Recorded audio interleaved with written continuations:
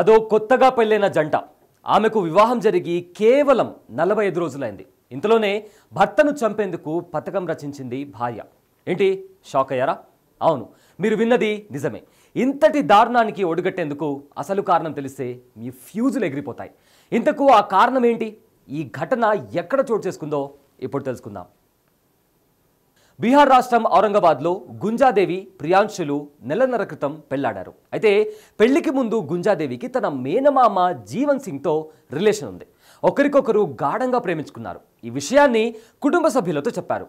జీవన్ సింగ్తో దేవి పెళ్లిని నిరాకరించారు పెద్దలు.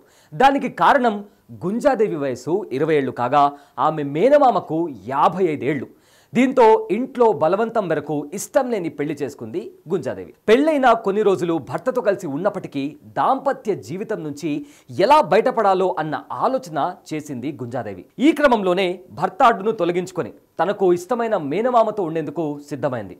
ఆలోచన వచ్చిందే తడువుగా ఆచరణలో పెట్టింది. అందుకోసం 2 షూటర్లను నియమించుకుంది. తన భర్త ప్రియాంశును చంపేందుకు సుపారీ ఇచ్చింది.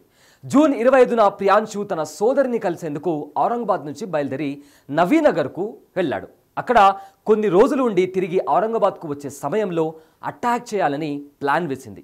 ఈ క్రమంలోనే నవీనగర్ రైల్వే స్టేషన్కు వచ్చిన ప్రియాంశును సుపారీ గ్యాంగ్ కాల్చి చంపేశారు. ఈ ఘటనపై కేసు నమోదు చేసుకున్న పోలీసులు నిందితుల కోసం గాలింపు చేపట్టారు. అయితే భర్త చచ్చిపోయాడు అన్న విషయాన్ని తెలుసుకున్న భార్య దేవి మెల్లగా అత్తింట్లో నుంచి జారుకునే ప్రయత్నం చేసింది.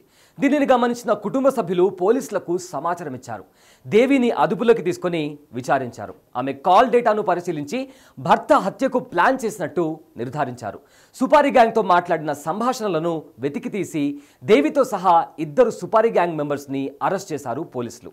ఈ నేపథ్యంలో దేవి మేనమామ జీవన్ సింగ్ పారిపోయాడు. అతని కోసం ప్రత్యేకంగా పోలీసు బృందాలు గాలింపు చర్యలు చేపట్టాయి. ఈ హత్య వెనుక అతని ప్రమేయం ఉందా అన్న కోణంలో కూడా పోలీసులు దర్యాప్తు చేస్తున్నారు. ఇలా ఇష్టం లేని పెళ్లి చేసుకుని దాంపత్య జీవితం ప్రారంభమైన కొన్ని రోజులకే భర్తలను చంపే భార్యల ఉదంతాలు దేశవ్యాప్తంగా పెను సంచలనంగా మారాయి. మొన్న ఉత్తరప్రదేశ్, నిన్న మధ్యప్రదేశ్, ఇవాళ బీహార్, ఇలా ఏదో రాష్ట్రంలో రోజుకొక కేసు వెలుగులోకి వస్తుంది. దీంతో పెళ్లిళ్ళు చేసుకోవాలంటే భయపడే పరిస్థితులు తలెత్తుతున్నాయి.